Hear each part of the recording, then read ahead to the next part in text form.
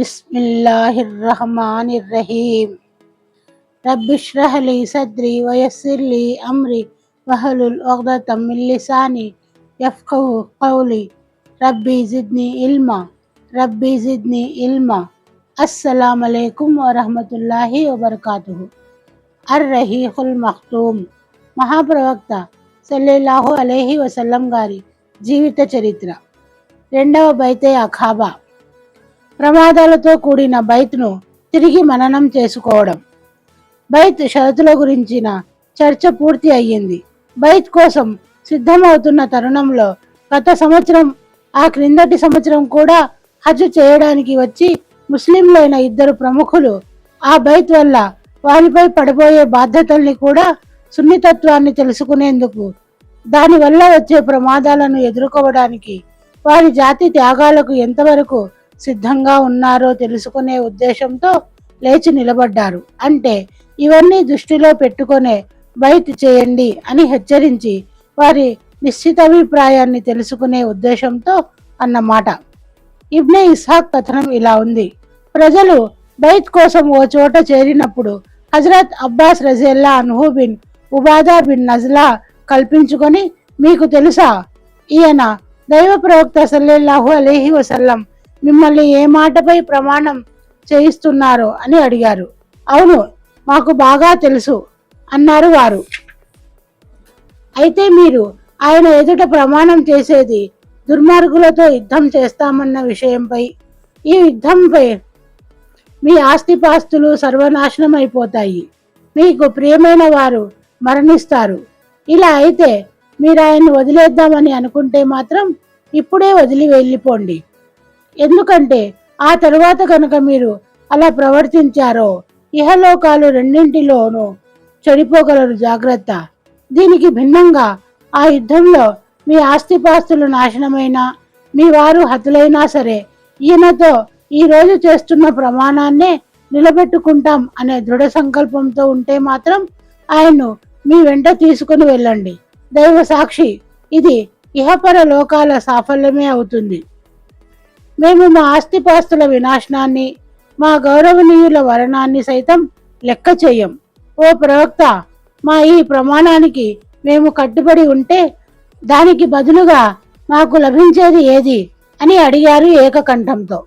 మీకు దీనికి ప్రతిగా స్వర్గం లభిస్తుంది అన్నారు దైవ ప్రవక్త సల్లల్లాహు అలైహి వసల్లం. అయితే చేయి చాచండి అనగా మహాప్రవక్త సల్లల్లాహు అలైహి వసల్లం తన చేతిని ముందుకు చాచారు. వారంతా ఆ చేతిపై చేయి వేసి ప్రమాణం చేశారు. హజరత్ జాబిర్ రజియల్లాహు అన్హు గారి ఉల్లేఖనం ప్రకారం, మేము బైత్ చేయడానికి లేవబోగా ఈ 70 మందిలో పిన్న వయస్కుడైన హజరత్ అసద్ బిన్ జురారా లేచి దైవ ప్రవక్త సల్లల్లాహు అలైహి వసల్లం గారి చేయి పట్టుకొని, ఓ యస్రిబ్ వాసురాలా, కొంచెం ఆగండి. మేము ఈయన సన్నిధికి ఎంతో దూరం నుంచి ఈయన దైవ ప్రవక్త సల్లల్లాహు అలైహి వసల్లం అనే విశ్వాసంతో వచ్చాము. ఈ రోజు ఈయన్ను ఇక్కడ నుంచి తీసుకు వెళ్ళడం అంటే మొత్తం అరేబియా దేశంతో శత్రుత్వం కొని తెచ్చుకోవడం, మీ సర్దారుల మరణాన్ని, ఖడ్గాల వేటులను భరించడమే అవుతుంది. కాబట్టి ఇదంతా మీరు భరించగలిగితేనే ఈయన్ను వెంట పెట్టుకుని తీసుకుని వెళ్ళండి. మీ ప్రతిఫలం అల్లాహ్ దగ్గర పదిలంగా ఉంది. మీకే గనుక మీ ప్రాణాలు తీపి అయితే ఈయన్ను ఇక్కడే వదిలిపెట్టండి. అల్లాహ్ సమక్షంలో ఇదే సాకు పని చేయగలదు. ప్రమాణం పూర్తి అయ్యింది. బైత్కు సంబంధించిన షరతులన్నీ ఇదివరకే నిర్ణయించుకోవడం జరిగింది. ఆ ప్రమాణానికి సంబంధించిన సూక్ష్మతను కూడా గ్రహించడం జరిగింది. ఇప్పుడు దానికి మరింత బలం చేకూరిన తర్వాత అందరూ కలిసి సాద్ బిన్ జురారాతో, ఇక మీ చేతిని పక్కకు తీయండి.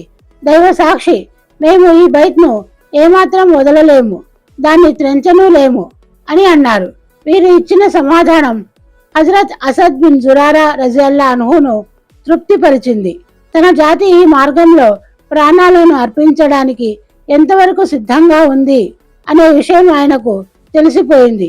నిజం చెప్పాలంటే హజరత్ అసద్ బిన్ జురారా హజరత్ ముసబ్ బిన్ ఉమైర్తో కలిసి మదీనాలో ఇస్లాం ధర్మ వ్యాప్తికి సాధ్యమైనంత కృషి చేసిన వారు.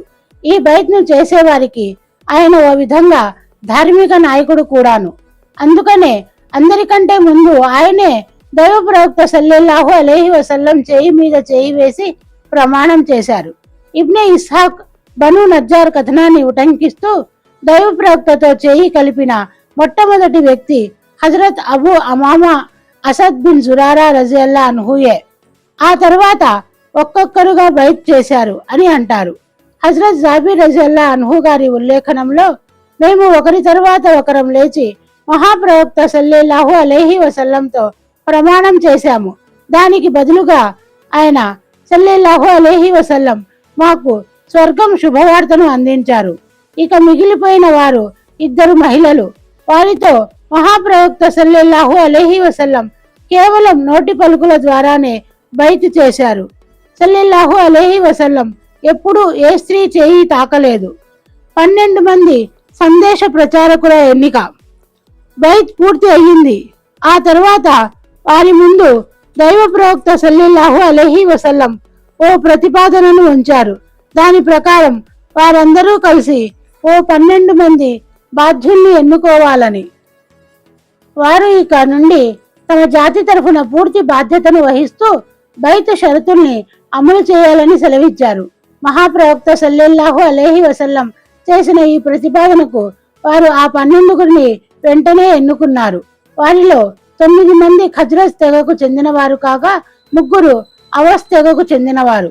ఖజ్రజ్ తెగ బాధ్యులు: 1 Asad bin Zurara bin Adas, 2 Saad bin Rabi bin Amru, 3 Abdullah bin Rawaha bin Saba, 4 Rafe bin Malik bin Ajlan, 5 Baraha bin Marur bin Sakhar, 6 Abdullah bin Amr bin Hiram, 7 Ubada bin Sabit bin Khais, 8 Saad bin Ubada bin Dalim, 9 Munzir bin Amr bin Qais.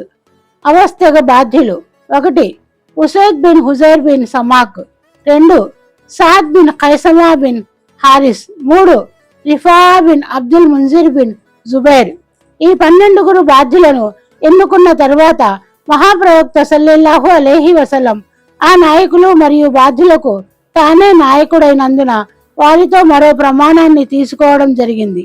దాని ప్రకారం వారిని ఉద్దేశించి ఆయన, మీరు మీ జాతి మొత్తానికి చెందిన వ్యవహారాలను నడపవలసి ఉంది. హజరత్ ఈసా అలైహిస్సలాం హవారీలు ఆయన తరఫున బాధ్యులుగా ఉన్నారు. నేను నా జాతి ముస్లింల తరఫున బాధ్యుణ్ణి అని అన్నారు. దానికి వారంతా అవును అని సమాధానం ఇచ్చారు. షైతాన్ ఈ ఒప్పందాన్ని బహిర్గతం చేయడం.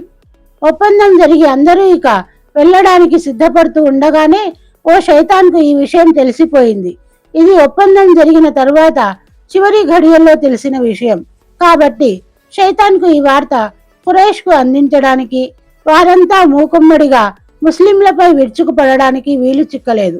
అందుకని ఆ షైతాన్ ఓ కొండ లోయలోని ఓ ఎత్తైన ప్రదేశాన నిలబడి పెద్ద పెట్టుగా అరిచాడు. ఆ అరుపును బహుశా ఇప్పటి వరకు ఎవరూ వినలేదేమో. అతను పెద్దగా అరుస్తూ, ఓ గుడార వాసుల్లారా చూడండి, ఈ సమయంలో ధర్మభ్రష్టులంతా ముహమ్మద్ సల్లల్లాహు అలైహి వసల్లంతో సమావేశమై ఉన్నారు. మీతో యుద్ధం చేయడానికి సిద్ధంగా ఉన్నారహో అని అందరినీ సావధానపరిచాడు. ఇది విన్న మహాప్రవక్త సల్లల్లాహు అలైహి వసల్లం, ఇతను ఈ కొండలోయకు చెందిన శైతాను. ఓ దైవశత్రువా, విను, ఇక నేను నీ పని పట్టడానికి త్వరలోనే సిద్ధపడబోతున్నాను అంటూ ముస్లింలకు వారి వారి గుడారాల్లోనికి వెళ్లిపోమ్మని సలహా ఇచ్చారు. ఖురైష్పై దాడికి అన్సారుల సంసిద్ధత. ఈ శైతాన్ అరుపుల్ని విన్న హజరత్ అబ్బాస్ రజియల్లా అన్హు బిన్ ఉబాదా బిన్ నజ్లా, దైవ ప్రవక్త తమని సత్యమిచ్చి ప్రభవింపజేసిన ఆ దైవం సాక్షి, తమను తలిస్తే రేపే మీనా వాసులపై మా ఖడ్గాలను చిలిపించగలం అని అన్నారు. లేదు, మనకు ఇంకా ఆ ఆదేశం లభించలేదు, మీరు మీ గుడారాలకు వెంటనే వెళ్ళిపోండి అని సెలవిచ్చారు.